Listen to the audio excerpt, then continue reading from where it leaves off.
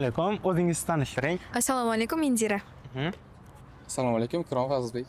Aha, yaxshi. Hozir biz sizlar bilan juda ham ajoyib o'yin o'ynaymiz. O'yinimiz davomida sizlarga mana shunday oq-varoqning ortida berkitilgan so'z ko'rsataman va ushbu so'zning siz 30 soniya davomida sinonimlarini to'g'ri va imlo qoidalariga rioya qilgan holatda yozishingiz kerak bo'ladi.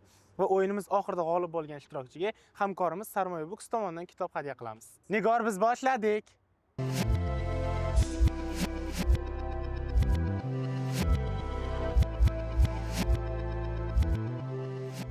Hozir tekshirib ko'ramiz.